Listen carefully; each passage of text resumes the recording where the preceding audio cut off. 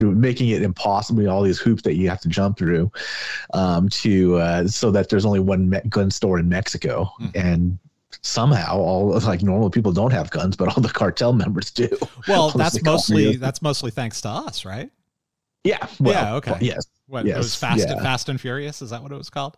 Yeah. But even then, like even maybe about 10 or even 15 years ago, there was a town down in the southern part of Mexico, and there was and basically what this town did, and it was led by this doctor. He was like a medical doctor, and basically they kicked all the cartels out, and they just took the guns from the cartel members and kicked them out because they were like sick of it. Yeah. And then the federales were so corrupt that they they viewed this as a not sedition. What is it? Not treason. A revolution or a revolt. Yeah, it's basically like a civil uprising. War, right?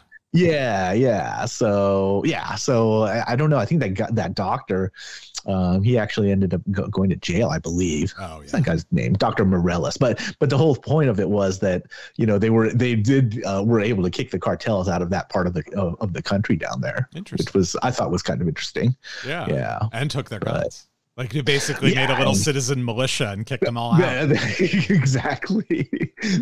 Basically, they have a militia. They had a little Mexican tea party. Yeah. Well, a Mexican siesta? I don't know. But I mean, it's such an interesting country that we don't really hear about as far as because it is a narco state. I mean, it is run by the cartels, and but yeah, I mean, it's a fascinating history. That I don't know. It's just something that and it's just like right across the border. So I know. It's like 30 miles away from where I'm sitting right. Yeah, exactly. It's just, it's so wild. Whenever I think about that, it's always like, oh yeah, if I drive 30 miles, I could, really stand a chance of getting my head cut off at some point. I don't know. God, I remember going down there though. I used to love going down to, you go down to, just down Baja really. It's beautiful and everything else. And lobster and beers and everything else for $1 or whatever. Yeah. Fish tacos. Fish tacos always remind me of the summertime down in Baja. Yeah. It just, I don't know. It's fantastic. Anyway. That was a digression. There we go. Yeah, you got to hear us talk about Mexico for a few minutes, but let's get to the episode because there's so much good stuff going on here. So we open up with marshals. They're discussing Ava being flipped, and Vasquez comes in, and he's unhappy with Raylan because he heard about the reward scheme that Raylan ran, and he's like, "Oh, what a surprise that you gave Boyd Crowder $100,000, and now all of a sudden your informant flipped. Weird that would happen." And it's slowly dawning on him that there might be the possibility that Raylan might just be on the take or something, or in somebody's pocket. Yeah, right? Yeah, exactly. I mean, at least looking from the outside looking in, that's what it looks like. It certainly does, right? It's like he just funneled $100,000 to Boyd. And by the way, his ex-girlfriend is their informant, and he's managing her, and now she's flipped. Yeah, no, it looks bad for Raylan. And Raylan's taking it as such a personal affront, and it's like, dude, you got to look at this from an outside impartial perspective. You right now are not looking good.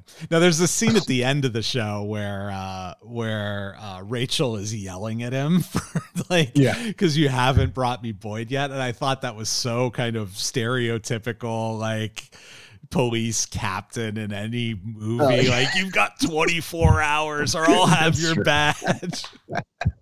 It was so perfect. I just realized that's funny. Don't bother coming back. Yeah, exactly. What do you want me to do? I set everything up exactly the way it should have happened, and Boyd failed to execute. What am I supposed to do? Help him acquire the C4 so he can blow a bigger hole? Come on, guys. So, and Vasquez's point is that without the testimony of his criminal associates, he's going to have trouble getting a RICO conviction, and he's probably right about that. We talked a little bit about RICO, and getting someone to flip makes all the difference for identifying the organization, because you need someone who can testify to the actual organized aspect of it. you can have a lot of evidence about the crimes that were committed, but if you don't have somebody testifying to the organization and the structure, you have a really hard time proving a RICO case. So Vasquez is right here. And then Art chimes in. So Art's back in the office, sort of, I guess, back on duty. I don't know. It's weird. Rachel is still the chief. Yeah. But Art's acting chief around.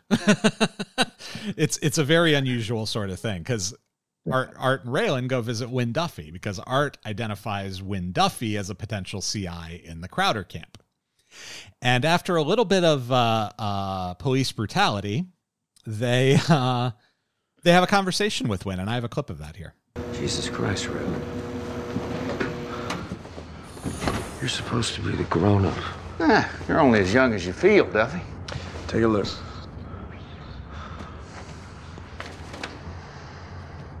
Where'd you get this? They came from an old-time U.S. attorney named Simon Poole. They were sealed about 15 years ago. This is bullshit. Want to go back in the tanning bin? I had an agreement with your people You that had my involvement would Poole, and if you got a problem, you take it up with him. He's dead. Well, that's unfortunate. He was murdered around the same time those records were sealed. I wonder if that's a coincidence. Congratulations, you got me. I was a rat. The ship was sinking, and I didn't want to go down with it. So what? We ain't here to judge. We just want you to do it again. And how about if I ask you to lick my balls? How would you like to go see the school counselor? How would you like to suck my balls? What did you say? I'm sorry. Actually, what I said was... How would you like to suck my balls, Mr. Garrison? In that case, we're probably going to leave. This is not a civil conversation. But I'd hate to see the information in these files get leaked. Like, what would happen if Catherine Hale found out that you're the one who got her husband killed? I didn't know there was a statute of limitations on the gratitude of lawmen towards old informants. Well, there is. And it is up. You burn me, I'm dead. That's a possibility. Pretty much. Wait, just wait. Maybe there's a way I can help you out again. So, if you didn't learn the lesson from season 4 of The Wire, season 6 of Justified tells you, don't get involved with the cops. They cannot be trusted. Like, Wynn Duffy gave him all this information, and now they're blackmailing him to threaten to expose him unless he gives them more information, which is what the criminals would do. Also in there, you heard my favorite clip from the South Park movie. The scene after they've seen the Terrence and Phillip movie and they're swearing in class, and Cartman, every time he pulls out the megaphone and does that, I'm sorry.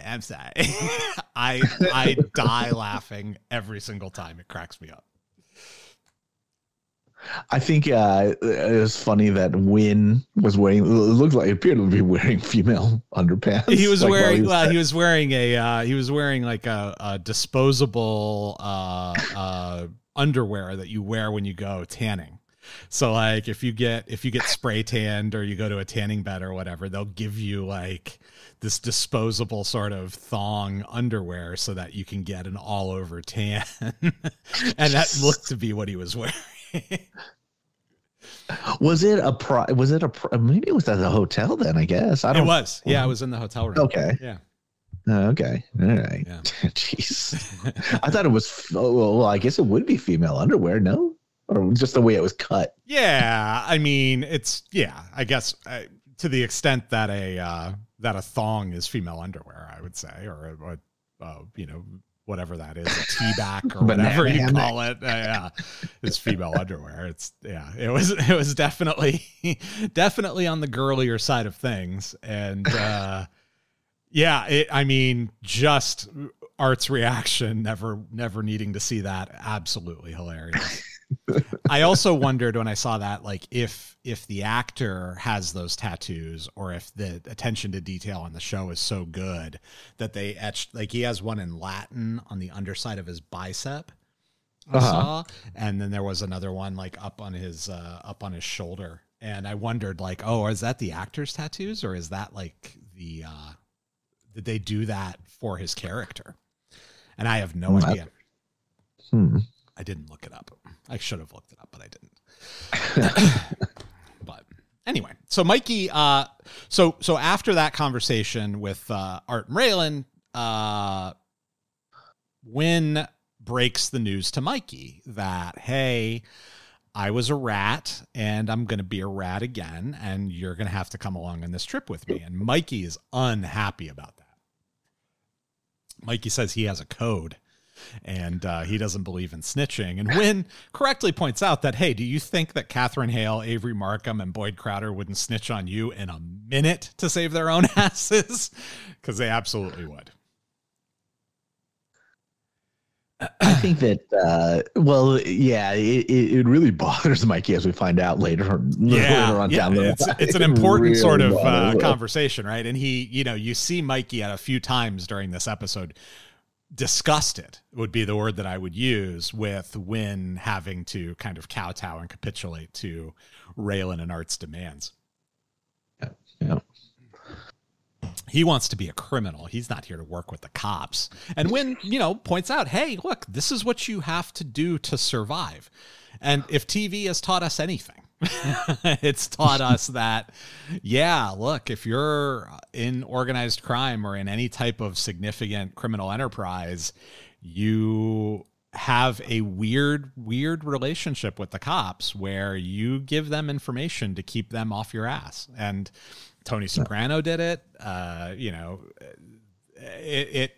Ozark, Jason Bateman and Ozark did it. Everybody does it. Yeah. So it's a weird sort of dichotomy. There's always the informant or the person who's on the inside. Or in real life, even it was Whitey Bulger. He was a Fed, right? Yeah, for 20 plus years or whatever. Yeah, but but that's how they get you, right? If you once you get compromised, whether it's have something held over your head for a crime that you did commit, and they have you dead to rights, and you have to flip on your on the people above you, that's just the way it works. Yep, and then you're theirs forever. Yep. Yeah. That's why I don't remember what the Cornbread Mafia, I think it was, right? The pot growers that they weren't able to ever convict. Oh yeah, that's right. Because they all held the line and didn't rat and didn't flip. Yeah. So, and so Wynn and Mikey are off to Harlan to have a chat with Boyd and Ava. To essentially accelerate the process for the robbery, because Raylan is impatient and Vasquez is impatient and Rachel is impatient. Everybody's impatient. No one's willing to wait a little while for their tree to bear fruit. They're gonna kill the golden goose instead.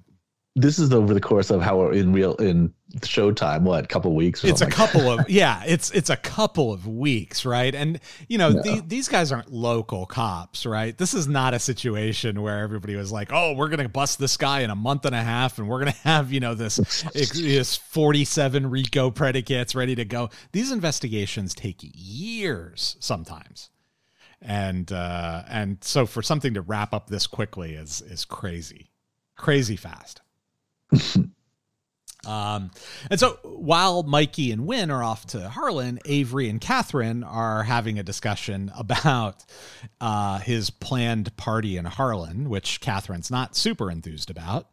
But there's a knock at the door and Seabass comes in. He is unhappy. He wants more money. He's got a gun and he holds it on Avery and Catherine.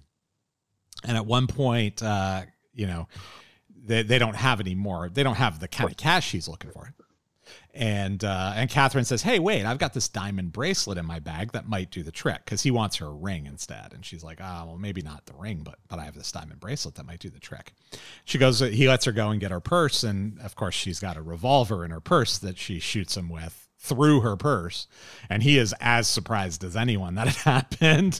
I like the actor did a really good job of like, what the hell just happened to me? Like he was very shocked that he had just been shot in the chest. And Markham is also very surprised at what happened, and he gives her a look and says, "Hey, I thought I've